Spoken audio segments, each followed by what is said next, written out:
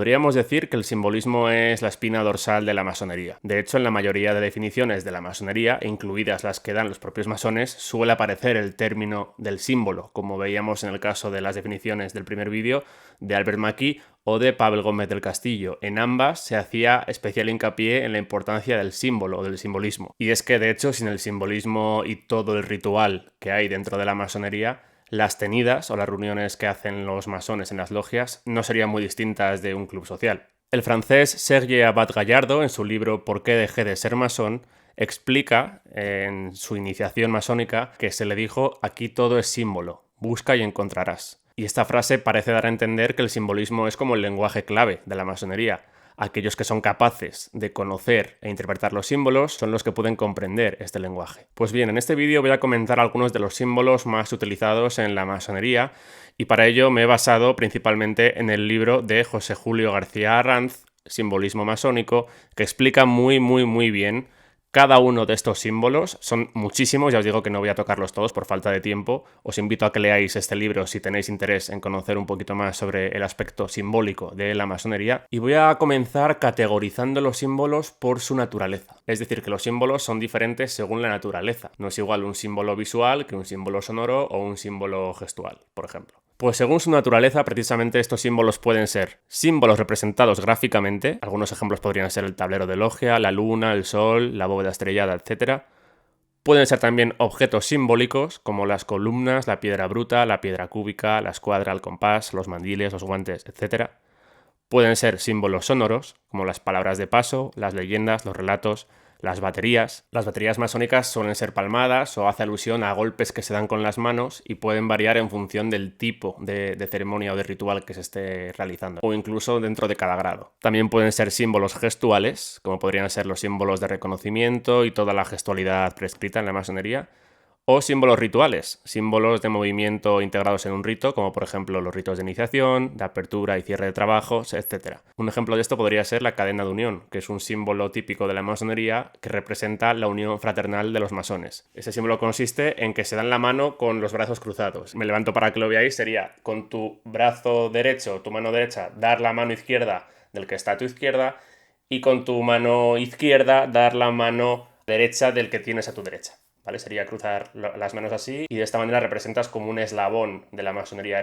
No puedes salir de aquí, estás totalmente entrelazado con el resto de tus hermanos. Y a su vez, según su origen, pues se tipifican de otra manera. Por ejemplo, los símbolos cósmicos, astronómicos o científicos, los símbolos antiguos y pitagóricos, los símbolos bíblicos o judaicos, los símbolos propios de la construcción, los símbolos caballerescos o templarios, los símbolos alquimistas o hermetistas, los símbolos universales o los símbolos religiosos diversos. Pues como veis hay muchísimos tipos de simbolismo, de símbolos dentro de la masonería y voy a comentar los más típicos o los esenciales. Para ello voy a comenzar con los elementos típicos de la arquitectura y estos son los que la masonería especulativa, la que tenemos hoy en día, ha heredado de la masonería operativa de los constructores. Pues comenzamos con el compás. El compás es junto a la escuadra el símbolo más representativo de la masonería. A veces tiene una G en el centro, que luego veremos qué es, y a veces no. Pero vamos, la escuadra y el compás es como una manera de decir eres masón, ¿vale? Su simbolismo evoca la prudencia, la justicia o la templanza. Por otra parte, además, el compás o el círculo, que es lo que el compás dibuja, ha sido un emblema característico de representación de Dios, ¿vale? Desde la antigüedad. Desde un punto de vista más místico, el compás representa el espíritu, ¿vale? Porque puedes abrirlo y cerrarlo, los brazos tienen esa libertad, cosa que, por ejemplo, con la escuadra no se puede hacer, es un instrumento fijo, y por tanto esta libertad de movimiento representa más al espíritu. Luego tenemos la escuadra, que es otro instrumento de construcción, sería como la contraparte del compás que veíamos ahora. La escuadra sirve para trazar ángulos rectos, para medir o verificar que un ángulo es recto, con 90 grados. Y esto, en la masonería especulativa, simboliza la honestidad, la rectitud en las acciones, el rigor o la precisión. Como veíamos con el caso del compás, con la escuadra, al ser un instrumento fijo que no se puede mover de ninguna manera, es lo que es, te tienes que ajustar a eso, representa la materia, ¿vale? En contraposición al compás, que representa el espíritu. También desde un punto de vista más simbólico en la masonería, la escuadra representa los primeros grados, los grados iniciales, y el compás ya sería la representación del grado de maestro en adelante, ¿vale? Y por esta razón, cuando te inicias en el grado de aprendiz, cuando te presentan la escuadra y el compás está tapado por la escuadra está por delante del compás. Cuando pasas al grado de compañero, una de las puntas del compás está por delante de la escuadra y la otra sigue tapada por la escuadra, y cuando ya eres elevado al grado de maestro, todo el compás está por delante, por encima de la escuadra. Quiere representar que estás cada vez pasando de la escuadra al compás, o elevándote desde algo más material o terrenal a algo más espiritual. Luego tenemos el nivel, que era un instrumento de construcción que se utilizaba para medir la horizontalidad de un plano. En la masonería especulativa se utiliza para representar la justicia, la igualdad, ¿vale?, de todos los hermanos masones. Y su contraparte sería la plomada, que se utilizaba para medir la verticalidad de un muro. Es decir, el nivel medía la horizontalidad, la plomada la verticalidad. Y en este sentido simboliza la rectitud de tus acciones o también la verdad. También puede representar la profundidad o la rectitud del conocimiento, evitando cualquier desviación. Luego tendríamos el mazo o el mallete, que representa el trabajo o la fuerza material para enfrentarte a las dificultades, a los obstáculos. Su contraparte es el cincel, o sea, necesitas el cincel para golpear con el mazo, ¿no? El cincel representa la voluntad, la inteligencia, la fuerza de la consciencia también. Tenemos también la regla o el gramil, que representa la precisión o la exactitud. O también tendríamos la paleta. La paleta simboliza la unión fraternal de los masones. Y en relación a la indumentaria típica de los constructores que ha heredado la masonería especulativa, tendríamos el mandil. El mandil es el elemento típico, el elemento básico de los masones. Todo masón tiene que tener su mandil. El mandil es el elemento que utilizaban los constructores pues, para protegerse, ¿no?, el pecho, incluso hasta las rodillas, a la hora de trabajar, ¿vale?, para no hacerse daño. En la masonería especulativa es un elemento ornamental, pero tienes siempre que llevarlo puesto en las tenidas en la logia. En un principio el mandil era blanco, de piel de cordero, y esto se mantiene a día de hoy para el grado de aprendiz, es decir, un recién iniciado va a tener un mandil blanco. Luego, según el masón va ascendiendo los grados, el mandil va teniendo cada vez más ornamentos, más ribetes, más colores. De hecho, por ejemplo, es muy típico que el mandil del maestro masón tenga una M y una B. Esto hace alusión a la palabra que vimos cuando explicamos los rituales.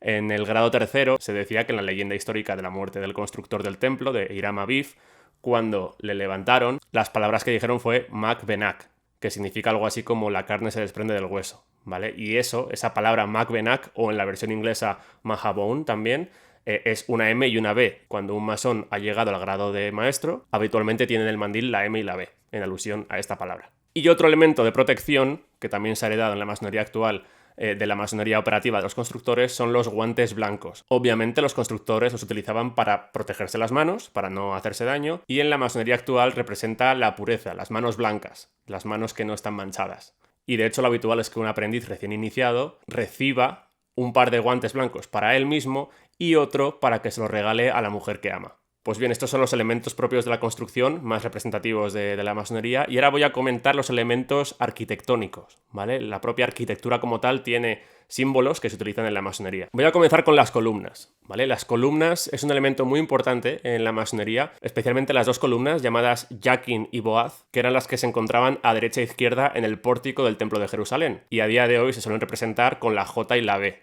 en alusión a sus propios nombres, Yakin y Boaz. De hecho, Boaz es la palabra secreta del primer grado de aprendiz y Yakin es la palabra secreta del grado de compañero, porque hacen alusión a estas dos columnas. Son muy importantes en el ideario masónico, la columna Yakin y la columna Boaz. Pero además de estas dos columnas, en el interior de las logias suele haber tres columnas que son móviles, es decir, las puedes desplazar por la logia, son objetos, son representaciones de columnas reales que hacen alusión respectivamente a la sabiduría, la fuerza y la belleza. La sabiduría alude al rey Salomón, que fue lo suficientemente sabio para ordenar construir el templo de Jerusalén. La fuerza representa a Hiram, rey de Tiro, ¿vale?, que fue el que proporcionó al rey Salomón toda la mano de obra y los materiales para la construcción del templo. Y la belleza representa a Hiram Abiff, que como sabéis fue el arquitecto, el que levantó el templo de Jerusalén, el que lo construyó. Y además estas tres columnas tienen siempre los tres órdenes típicos de la arquitectura, el jónico, el dórico y el corintio, ¿vale? Cada uno de los cuales representa a uno de estos primeros grandes maestros de la masonería, que a su vez representan a la sabiduría, la fuerza y la belleza.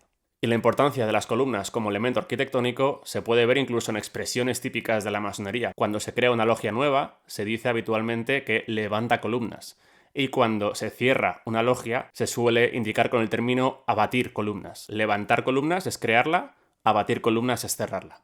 Bien, luego tenemos el elemento de la bóveda. La bóveda representa el estereotipo clásico de que los secretos esenciales han sido guardados o preservados desde tiempos muy remotos, generalmente en unas criptas abovedadas. Lo podemos encontrar, como sabéis, como comenté, en la leyenda del Arco Real o incluso entre los Rosacruces, que supuestamente encontraron también la tumba de Christian Rosenkreutz en una cripta abovedada. Y esto nos lleva a otro elemento arquitectónico típico que es la clave de arco o de bóveda. Este elemento en la arquitectura designa la piedra que sostiene todo el arco, ¿vale? La piedra central. Y este elemento en la masonería alude a ciertos ritos donde se habla de una piedra que en un comienzo no tenía ningún valor porque no encajaba en la construcción, la desechan y al final, cuando están terminando la construcción, ven que hace falta una piedra especial, que es la piedra de arco o de bóveda, y entonces retoman la que habían desechado. Esto metafóricamente simboliza que lo que desechas en un comienzo puede tener valor después. Y para finalizar con los elementos típicos de la arquitectura, tenemos la piedra, ¿vale? Tenemos en este caso dos piedras, la piedra bruta y la piedra cúbica. La piedra bruta, que es una piedra sin forma, sin belleza de ningún tipo, representa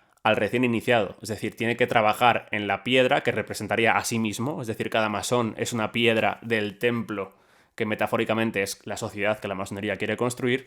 Tiene que trabajar este masón en sí mismo, en la piedra bruta, para llegar a convertirse en piedra cúbica, es decir, piedra perfecta, lo más cúbica posible, lo más perfecta posible, para encajar en este templo masónico, junto con el resto de piedras o el resto de hermanos. Este es un elemento clave, porque hemos pasado de una masonería operativa, donde la piedra era real, era un objeto para construir un templo, a una representación, a una metáfora de que la persona ahora es la piedra, que tiene que encajar con el resto de piedras o hermanos para construir el templo. Para mí esta es una representación clásica del cambio de masonería operativa a especulativa.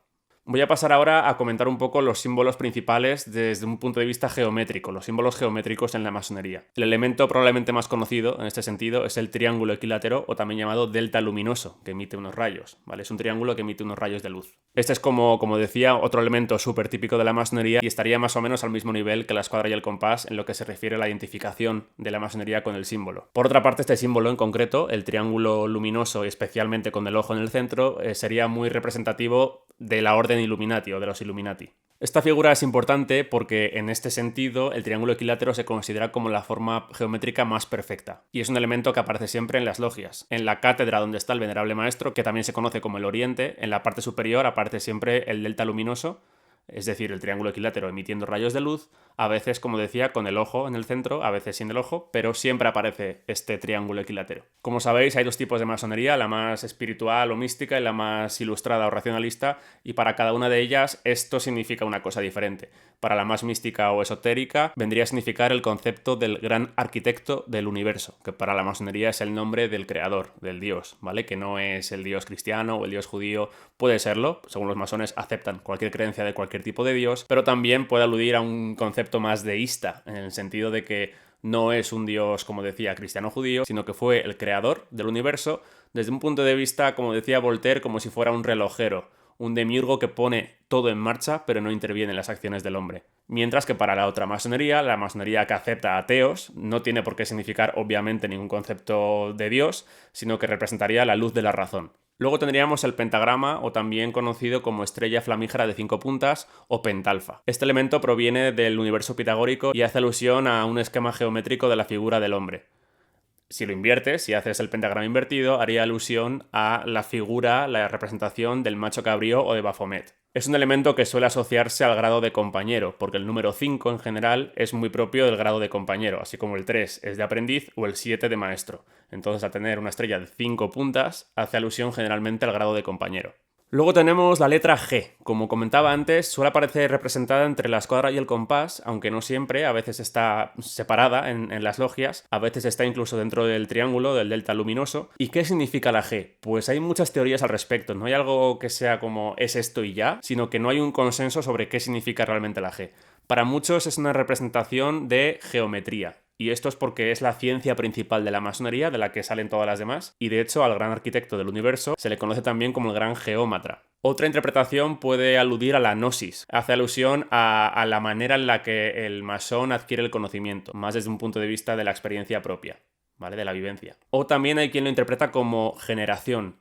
Esto hace alusión a la regeneración constante, esto es un elemento muy masónico que viene también del hermetismo, de la alquimia y todo esto, que alude a que todo es cíclico, todo es eterno, todo se regenera. Por eso también podría significar eso. Y para acabar este apartado de los elementos geométricos, voy a mencionar el hexagrama, ¿vale? Que hace alusión a dos triángulos entrelazados, conocidos habitualmente como el sello de Salomón o la estrella de David, que también representa al pueblo judío. Se presenta como un emblema que surge de la unión de dos triángulos, uno apuntando hacia arriba, que hace alusión a lo elevado, a Dios, y otro apuntando hacia abajo, que hace alusión a lo bajo o a la dimensión humana. Bien, vamos a ver ahora los símbolos caballerescos. Como sabéis, hay una parte de la masonería que tiene mucha dimensión templaria, caballeresca, de órdenes de caballería y demás, y también hay elementos simbólicos que aluden a esta parte de la masonería. Voy a comenzar con la espada. No podía ser de otra manera, ¿no? El uso de la espada está solamente reservado a ciertos grados, ¿vale? De los altos grados. En los grados iniciales no, de hecho está prohibida el portar una espada, no se puede, a no ser que sea algo puramente simbólico, mientras que es algo más típico de los grados superiores, especialmente los grados conocidos como grados caballerescos, ¿no? Se utiliza a modo de insignia de los altos grados, pues junto con otras insignias que pueden portar. La espada se utiliza como complemento a estas insignias. En ocasiones también puede ocurrir que el venerable maestro de una logia porte una espada con el filo en forma de onda o en forma como de llama. La figura de la espada aparece ya en la iniciación masónica, porque un iniciado, como comenté en el vídeo en el que hablábamos de los ritos, el iniciado entra con los ojos vendados y nota la punta de una espada en su pecho. En este sentido, la espada significa dos cosas. Por un lado es el castigo, que te supondría el no cumplir el juramento masónico, y por otro lado también representa la defensa de tus hermanos masones en caso de que te encuentres en dificultad, ¿vale? Es decir, tus hermanos te defenderán hasta la muerte con sus espadas también. Tiene esa doble significación. Y luego tendríamos el puñal. El puñal, a diferencia de la espada, que se suele asociar al honor, el puñal representa la venganza.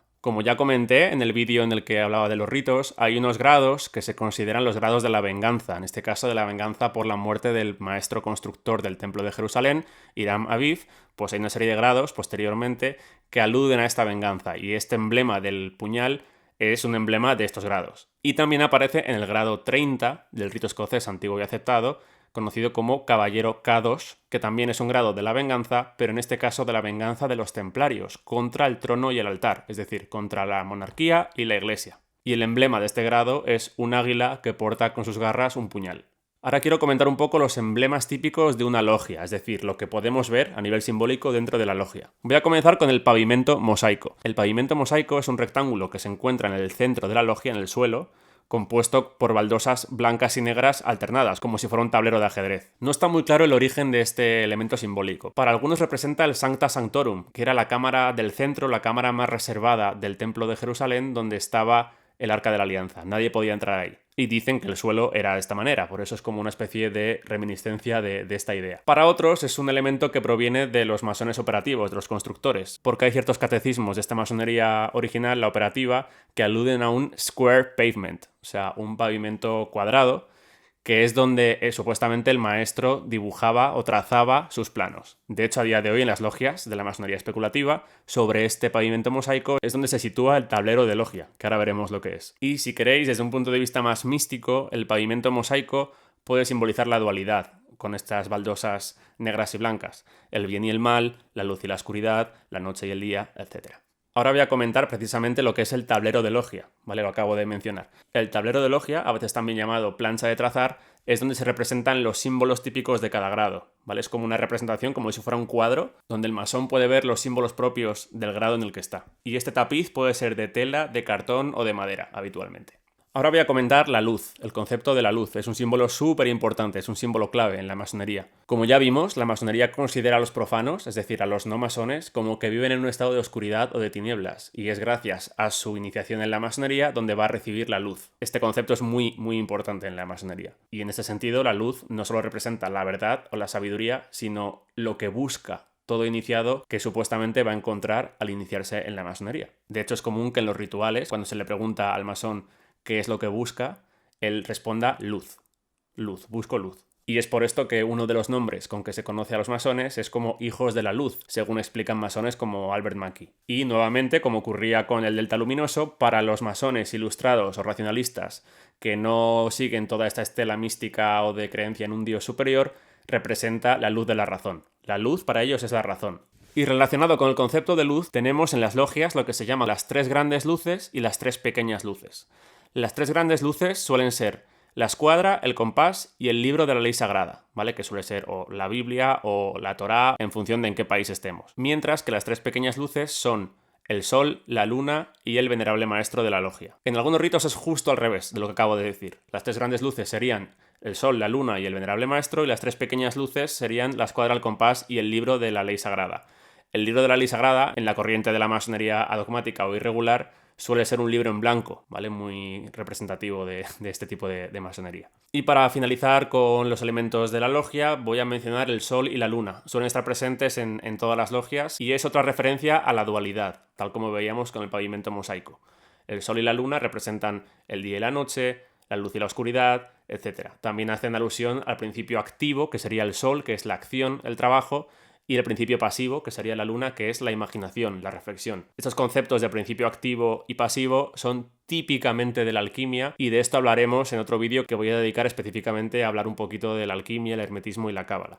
Por esa razón tampoco voy a tocar aquí los símbolos más alquímicos herméticos porque los veremos en ese vídeo. No podía acabar este vídeo sin hacer alusión a la planta más importante de la masonería, que es la acacia, la rama de acacia. Y es que según la leyenda de la muerte del constructor del templo de Jerusalén, de Hiram Aviv, cuando los compañeros le encuentran enterrado, a la hora de volver a avisar al resto y luego volver a localizar el punto en el que estaba enterrado, plantaron una rama de acacia. Una rama de acacia para visualmente encontrar el punto en el que estaba Hiram Aviv enterrado. Por eso es una rama fundamental en la masonería y especialmente en el tercer grado, el grado de maestro. Pero la planta como tal tiene unas cualidades con las que la masonería también se identifica. Por ejemplo, la madera es incorruptible, no hay bichos que puedan atacar la madera de la acacia, por eso representa la eternidad, porque la madera, como digo, nunca se pudre. Y además es una planta que reverdece cada año, es decir, también haría alusión a una regeneración constante, elemento que ya hemos visto que es muy típico de la masonería y que proviene del hermetismo y la alquimia, la regeneración constante. Pues esta es una característica que se ve representada en la rama de acacia, una planta que siempre reverdece. Y de hecho también la acacia fue una planta sagrada para los hebreos. De hecho se le ordenó a Moisés que construyera